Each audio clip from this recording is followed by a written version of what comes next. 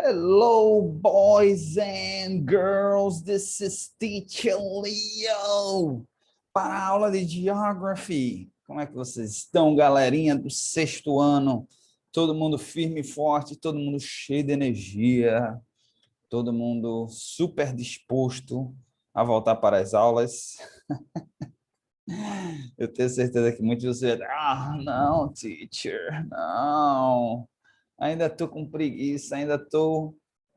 né, me acostumando a voltar às aulas, tudo bem, faz parte, boys and girls. Todo mundo se sente meio assim, né? Na primeira semana, todo mundo ainda está pegando o ritmo, digamos assim, da volta às aulas, né? Acordar cedo de novo, ter que estudar, ter que fazer tarefa de casa, tudo bem, tudo bem. Bom, de qualquer maneira, gostaria de dizer que fico muito feliz de estar aqui de volta com vocês para esse segundo semestre. Acho que esse segundo semestre vai ser muito mais produtivo do que foi o primeiro semestre, né? Já que a gente está bem mais avançado em relação à questão das vacinas, né? A gente tem aí, eu acredito, gravei antes essa aula, mas acredito que no momento em que essa aula deve estar liberada, a gente já deve estar perto aí dos 30% da população já 100% vacinada, já com a segunda dose. Isso daí já dá uma tranquilidade enorme para a gente, né? A quantidade de casos já reduziu bastante, a quantidade de mortes ainda mais, o medo já está começando a desaparecer mais e os alunos tendem a participar mais, a vir mais para a aula presencial. E espero que vocês tenham descansado bastante. Eu sei que eu descansei, graças a Deus, nós professores, principalmente, a gente precisava muito dessas férias e foi bom, foi relaxante, deu para descontrair. Então, espero que vocês também tenham tido essa mesma experiência que eu tive nas férias, tá certo? Bom, como homework, já vou falar do homework aqui, né? Como homework, eita, ficou escuro aqui, esqueci de ligar a luz. Como homework, eu vou passar, tá certo? Que vocês falem sobre a experiência de vocês, tá? Durante as férias. O que vocês fizeram durante as férias. Não precisa de tudo, né? Não precisa de tudo que fez nos 30 dias, mas os highlights, digamos assim, né? A principal. A atividade que fez, o momento que mais gostou. Colocar no caderninho, passar para o Google Classroom, ou Google Tradutor e postar lá no Class App, tá certo? Bom, vamos lá, né? Vamos começar a trabalhar. Eu estou também muito excited, porque a nossa aula de hoje é uma aula assim que a gente vai falar sobre clima e temperaturas, tá certo? E é um tema muito importante. Eu me sinto na responsabilidade da gente conversar. Essa aula é uma aula bem produtiva, porque isso traz à tona um outro assunto que está muito em ênfase no momento, que é exatamente o aquecimento global. Não tem como a gente falar, né, em clima, em temperatura, e não falar também da alteração desse clima, da alteração dessa temperatura e o que é que está causando isso daí. Tá certo? E aí a gente vai falar de aquecimento global. Ok, boys and girls? Então, vamos lá. Vamos começar aqui falando sobre o histórico, tá certo? De temperaturas desde 1880. Então, a gente vai voltar no tempo aí 141 anos, tá certo? Então, vamos lá. Aqui, ó, a gente tem essa tabela, tá? Que mostra, né? Que deixa bem claro. Opa, olha, ela vai diminuindo, entendi. Aqui 2020, 2020, vai até 2020. Então, essa tabela, tá certo? Ela mostra, né? Como é que a temperatura do planeta está se comportando, tá certo? Então, você vê que a gente já chega aqui ao patamar, gente, a gente está aqui entre 2010 e 2020, a gente chega ao patamar de 1 grau, tá certo? Em relação ao mesmo período em 1940, tá? Você vê que até 1900, meados de 1940, 1930, antes ainda, né? Aqui deve ser 39, 1939, tá? Até meados de 1939, o que é que acontecia? O planeta ele vinha num processo, tá certo? Que ano após ano, tá certo? Ele vinha num processo em que ele esfriava mais ou esfriava menos, de acordo com a média, tá certo? De temperatura mundial. Ele tinha ano que estava mais frio, tinha ano que estava menos frio, né? Digamos assim. Até esse meado de 1939. A partir de 1939, 38, 40, vamos trabalhar aqui com 40. A partir de 1940, o planeta ele começa a demonstrar digamos, um outro padrão, um outro comportamento. Um comportamento de aquecimento, né? Ele mostra anos mais quentes, tá certo? De acordo com a média histórica. No entanto, isso oscilava, né? Você vê que aqui ele mostrou de 40 até 46, ele mostrou um padrão de aquecimento. Mas aí, a partir de 47 até 51, ele mostrou um padrão mais de esfriar. Aí depois esquentou um pouquinho novamente, aí esfriou novamente. E nesse ciclo, ele foi ficando aqui, ó, aqui de 60, de 50, tá ruim de mostrar aqui, de 57 até 60, meados de 60, ele mostrou um padrão de crescimento, mas depois esfriava novamente até meados aqui de anos 90, ou seja, até 70 e fim da década de 70. A partir da década de 80, então, percebam isso daqui, vejam como é bem o visual, ele dá uma ideia do que é que está acontecendo com o nosso planeta.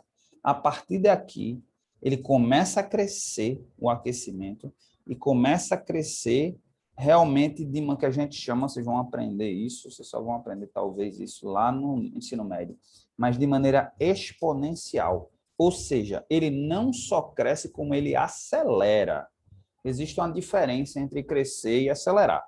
Tá? Crescer, por exemplo, o que é crescer?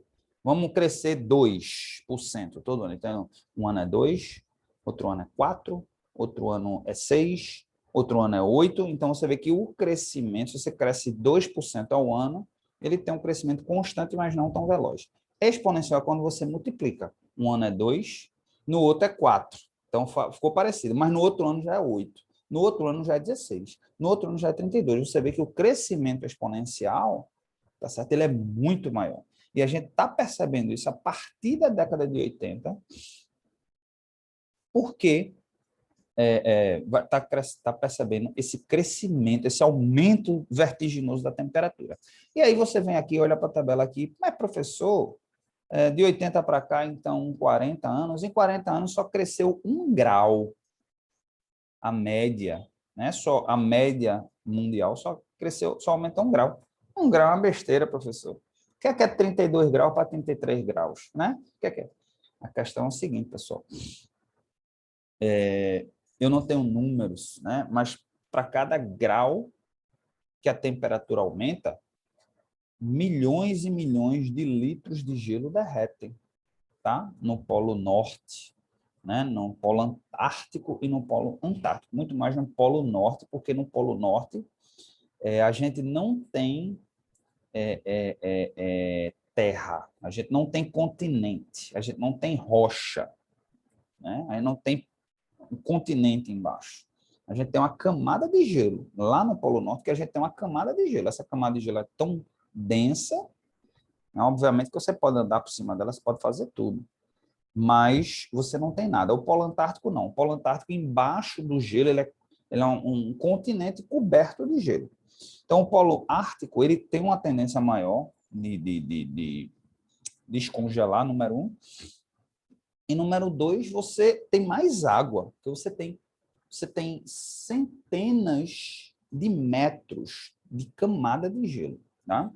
Então, inclusive, dizem alguns cientistas que essa camada de gelo, na verdade, ela aprisiona gases como o gás metano e outros gases que são altamente nocivos para o ser humano, para os animais de uma maneira geral, e que, de uma certa forma, viabilizaram a vida aqui na Terra, porque esse gás ele ficaria na atmosfera e a gente ia respirar, a gente ia morrer asfixiado.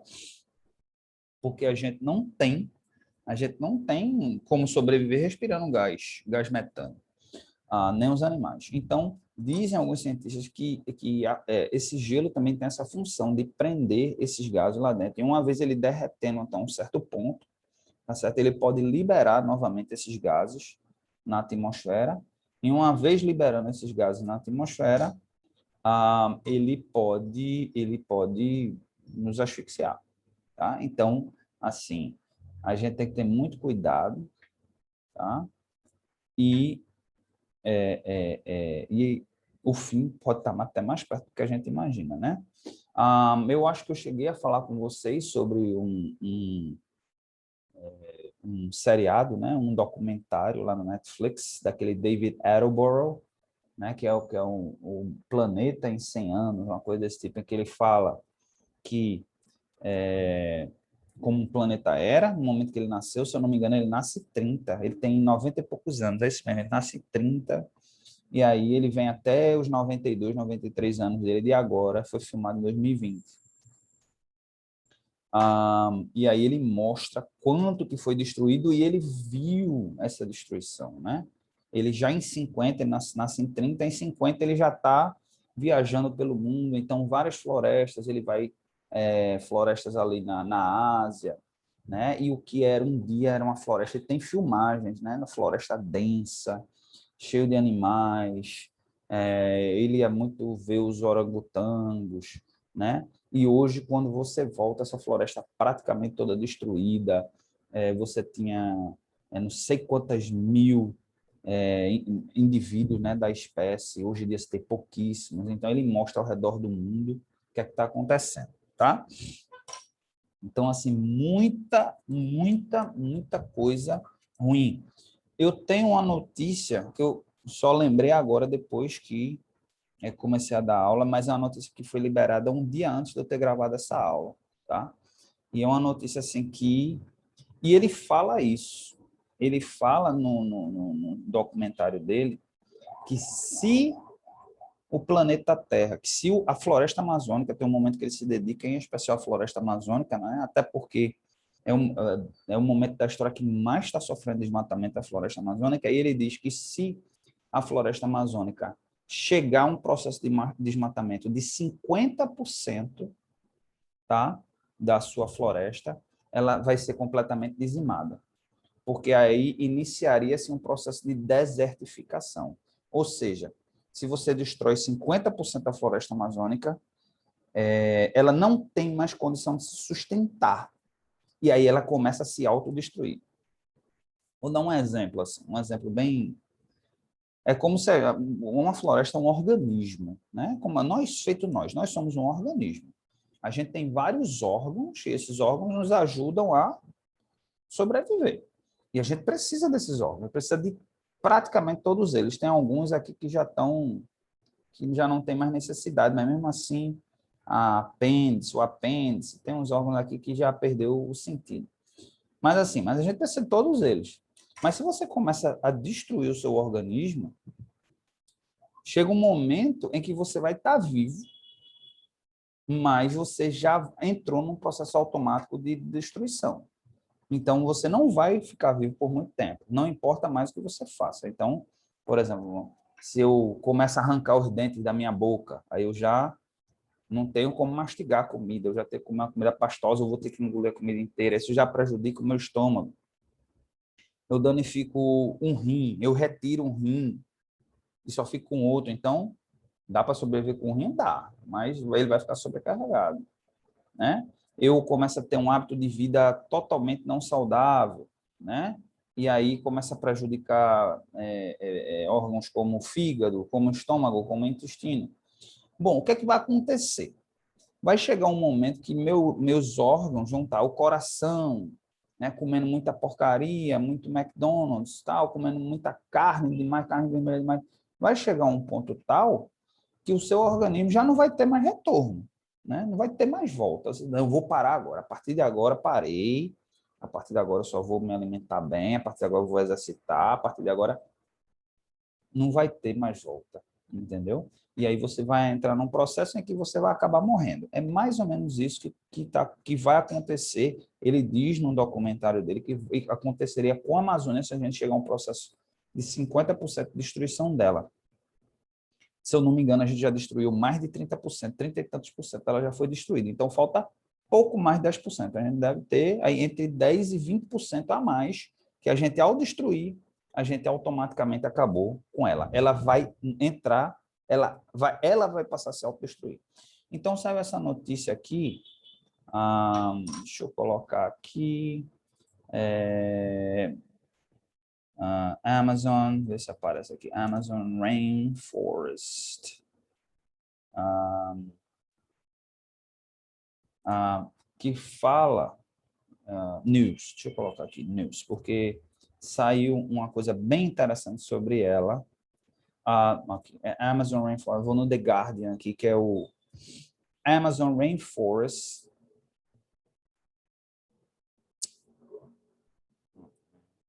Amazon Rainforest now emitting more CO2 than it absorbs. Então, the average forest billion ton of carbon dioxide a year. Bom, vocês aprenderam que as árvores, né, as plantas, elas, durante o dia, elas pegam CO2 do meio ambiente, junto com o sol, junto com a água, e formam a fotossíntese e liberam oxigênio no meio ambiente, tá certo? Isso durante o dia. Durante a noite, ela faz o processo inverso. Ela puxa oxigênio e libera CO2, tá certo? Só que, geralmente, esse processo de liberar mais oxigênio do que CO2 é maior. O que está acontecendo é que os cientistas descobriram que agora a Amazônia, que era chamada de pulmão do mundo, porque ela liberava muito mais oxigênio do que CO2, ou seja, a gente chama isso de tributária, né? A gente diz ela é tributária, ela dá muito mais oxigênio ao planeta Terra do que ela dá CO2, agora inverteu, tá certo? Essa é a notícia. Agora ela está liberando mais CO2 do que oxigênio. O que é que significa isso? Cada vez menos a gente vai ter menos oxigênio no ar para respirar. O que é que vocês acham que vai acontecer daqui a pouco? A gente vai morrer asfixiado, porque a gente não vai ter oxigênio para respirar, não vai ter. Ou quem for rico, né, como sempre, quem é rico dá uma solução para si. Vai começar a comprar, vai ter fábricas e fábricas de oxigênio para vender, e as pessoas vão andar com uma máscara de oxigênio, porque se parar de respirar, ele vai morrer. Só que quantas pessoas podem fazer isso? Quantas pessoas podem se dar o luxo de comprar oxigênio? Então, se a gente não fizer... E a razão disso por quê? Desmatamento, cada vez matando mais e mais e mais, então tem menos árvore, tá? E também a questão da poluição, porque quando a gente toca fogo, essa poluição, então, também junta com o fato daquela região ali estar sendo muito desmatada. Então, tudo isso é poluição. Essa fumaça aqui é poluição, tá certo? Vamos ver aqui se na reportagem diz o porquê. Billion tons, carbon sink, caused by fire. A maior parte das emissões são causadas por fogo, né? Por queimadas. Ok? A razão, né? A gente já conversou sobre isso, mas é sempre bom lembrar a razão pela qual essas queimadas acontecem. Às vezes parece muito óbvio, mas às vezes vocês são pequenininhos, às vezes não assistem o noticiário, então não conseguem entender. A razão pela qual existe tanta queimada, as pessoas não tocam fogo por maldade. Na verdade, é maldade, né? Mas é por ganância. A palavra correta seria ganância. As pessoas tocam fogo na floresta amazônica para poderem plantar mais e para poder criar mais gado. Mas aí vocês, não, professor, mas veja só, a pessoa precisa sobreviver, né? A pessoa mas essa queimada aqui não é para aquele agricultor familiar, não é para um pai de família. queimar um pedaço para ele fazer uma plantação ali, para ele subsistir, para ele produzir a comida dele. Não, essa queimada é provocada por grandes fazendeiros e grandes produtores de gado, de carne, de proteínas, tá certo? Para a plantação aqui ele deixa bem claro, para produzir bife, eita, cliquei. Para a produção de bife, né, que no caso seria gado, e a produção de soja. Essa produção de soja, geralmente, o Brasil é o maior produtor e o maior exportador de soja do mundo, a soja geralmente ela é produzida para alimentar, ela tem a função de alimentar animais. Então, ela acaba também se transformando em proteína, porque é uma fonte vegetal muito rica em proteínas, a soja. Então, se usa muito para alimentar os animais. Então, é isso que acontece. A ganância está fazendo a gente destruir a floresta amazônica, que é, digamos assim, uma espécie. Não é que é o pulmão do mundo, tá, gente? Obviamente, existem várias fontes ao redor do mundo que transformam CO2 em oxigênio, inclusive no mar. Mas a gente também está destruindo isso também, tá? Existem aí, os cientistas estavam sem entender por que é que certos corais estavam ficando branco. Inclusive, estavam achando bonito. Ah, que fenômeno bonito, né? O coral ficava todo branco. E depois foram estudar e viram que os corais, na verdade, estavam morrendo. E aquilo ali é como se fosse o esqueleto dos corais. Corais, apesar de ter apesar de dar aquela impressão de ser uma rocha, mas na verdade é todo um ecossistema, né? Existe todo um bioma, existe toda uma simbiose ali entre animais e vegetais, né? Muitos animais e muitos vegetais vivem ali daquele ecossistema que existe do coral. Então, é uma coisa riquíssima aquilo ali. E, de repente, ele ficava todo branco e desapareceu. Os animais desapareceram todos, porque ele morreu. Ele simplesmente morria. Porque ele não está aguentando. O coral ele precisa ter um sistema totalmente equilibrado. Então, a poluição gigantesca que, que a gente tem jogado no mar, né? A gente é interessante vocês depois assistirem documentários sobre isso, mas ali muitos dos países desenvolvidos exportam o lixo deles para a Ásia, países da Ásia. E ali todo aquele lixo, tudo aquilo ali vai para o mar. Eles jogam no mar, ou jogam no rio e esse rio joga para o mar. E aí a gente até, inclusive, tem uma reportagem que saiu também no momento que eu estava gravando, que já encontraram partículas de plástico dentro de peixes aqui no canal do Santa Cruz, que é aquele canal que exatamente que separa Itamaracá do continente.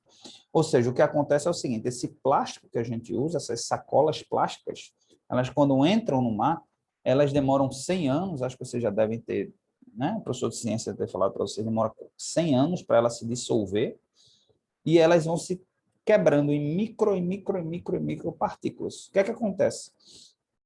Os peixes acabam consumindo, às vezes confundindo com plâncton, né, que é um microscópio animal, um microscópio que eles comem para sobreviver, ou às vezes esses micropeixinhos, peixes menores, e outros peixes maiores que comem esses peixes menores também acabam entrando no sistema deles. Ou seja, daqui a pouco, ao ciclo da vida, a gente faz o mal lá, esse mal vem para cá e acaba atingindo a gente também. Então, assim, a gente tem que ter muito cuidado essa questão do meio ambiente. E vocês vão ser a geração que vão ter a obrigação de consertar isso, mais do que ninguém. Na faixa de 10 anos agora, daqui a 20 anos, vocês vão estar aí com 30 anos tomando conta do mundo. 30, a partir de 30 anos, né, começa a tomar conta do mundo. E daqui a 20 anos, provavelmente, a gente já vai estar numa situação, se Deus quiser, a gente, de repente, pelo menos consegue controlar um pouquinho isso daí para ver se vocês consertam de uma vez. Mas se não, se continuar no ritmo que está, o planeta vai estar assim, a um ponto já próximo da destruição. Aquele camarada que se alimentou mal a vida inteira, passou, né? Vamos falar de 80, começou realmente a destruição maior na década de 80, assim, começou a exponencialmente em 80, então daqui a 20 anos vai estar, né, 60 anos de idade e só fez, fumou, bebeu, se alimentou mal, não exercitou, os órgãos já estão ali no limite, e agora muitas vezes administrar para ter um pouquinho de qualidade de vida, porque não vai ter mais volta, entendeu? Então, espero que não esteja nesse ponto no momento em que vocês assumam aí a frente desse problema, tá certo? Então, notícia fresquinha, não vai estar fresquinha no momento em que a gente libera isso daí, mas libera a aula, né? Que essa aula é liberada no dia 6 de agosto, certo? Uma sexta-feira, mas é algo que vocês precisam saber e realmente a gente precisa tomar alguma atitude nesse momento. O Brasil, nesse momento, ele está sendo um dos maiores responsáveis do mundo por esse problema. Não é o único, tá? E a verdade é essa, a verdade é que os países desenvolvidos, né? Porque muita gente pode vir com o argumento, não, mas os países desenvolvidos destruíram tudo, os Estados Unidos, né? Destruiu tudo, a China também, o maior poluidor do mundo, e querem botar a culpa do Brasil. Não é isso, gente. Mas o que eu quero dizer é o seguinte, é que dois errados não fazem um certo. A gente tem que começar a entender isso. Eu vejo muito, a gente vê muito isso acontecendo no mundo, não é só no Brasil, não, no mundo. Você está errado, o cara diz, mas fulano também está errado. A gente vê até na sala de aula, né? O menino está conversando, o professor diz, para de conversar, diz, mas fulano está conversando também. Dois errados, gente, não faz um certo, não. Não é porque tem um aluno conversando que eu vou também conversar, não. Não é porque tem um país que é altamente destruidor que eu também vou destruir, não. Agora, a gente está certo quando a gente diz assim, não adianta eu sozinho preservar e ninguém fazer nada. Mas também vem outro ditado que diz assim, a gente lidera através do exemplo. Então, o Brasil, ele pode ser esse exemplo para poder se transformar na liderança. O Brasil poderia cuidar da mata, da floresta amazônica, a Mata Atlântica a gente já destruiu quase que por completo, então cuidar da floresta amazônica, cuidar de emitir menos gases poluentes e dizer assim, olha, eu sou um líder nisso daí. Me sigam o meu exemplo e vamos fazer juntos isso daí, porque eu sozinho não vou resolver o problema do planeta, né?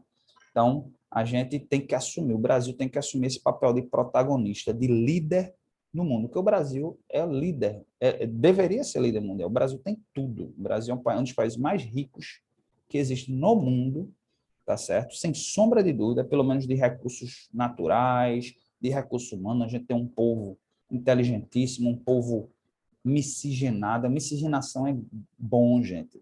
Ainda existe aquela mentalidade que, né? É da separação. Fulano é desse jeito, cicrano daquele jeito, então não se mistura. Não, é o inverso. Quanto mais miscigenação acontece, mais rico, mais forte, mais inteligente as pessoas vão ficando. Isso é provado cientificamente, tá? Isso é provado cientificamente. Então, vamos lá. Mas não vou entrar nessa área não, porque aí não é minha área, não é ciência não, né? Ok? Então, vamos lá. Attributing extreme weather to climate change. Ok? Então, algumas áreas aqui, ó. Vamos ver aqui. O que é isso daqui? Deixa eu tentar entender aqui. Human influence found. No human influence found. Inconclusive.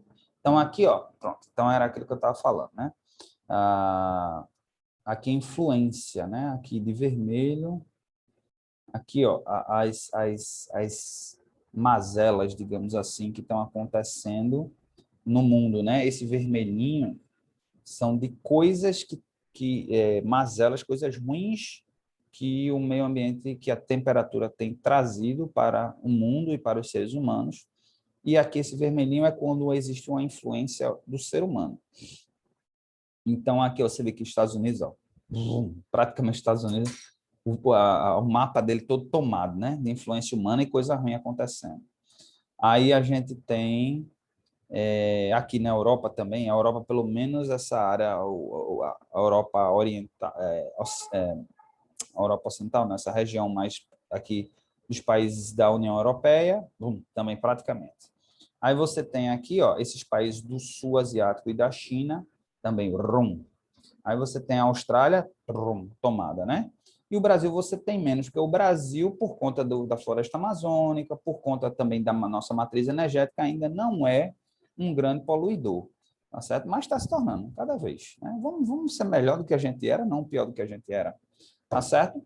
Então, boys and girls, é mais ou menos por aí, tá certo? A aula da gente acabou ela sendo muito em cima como é que se diz? Climate change, né? Aquecimento global, mas é porque a gente também já falou de clima, a gente já falou de temperatura lá nas nossas aulas anteriores, tá certo? E esse tema de aquecimento global é um tema muito importante, né? A gente também tem que estar por dentro da questão da atualidade, e saiu uma reportagem recentíssima, no momento que eu estou gravando essa aula, falando exatamente sobre essa questão de como a Amazônia agora, ela não é mais tributária, ela não dá oxigênio, não. Ela agora está jogando mais gás carbônico do que oxigênio. Isso é preocupantíssimo, ok? Então, a gente vai ficando por aqui. O homework é aquele homework light, né? Só relembrar, um homework bom de relembrar as coisas boas que aconteceram em julho, colocar no Google Tradutor e postar, tá bom? Teacher Leo vai ficando por aqui, desejando a todos um excelente começo de semestre e até a próxima. Goodbye.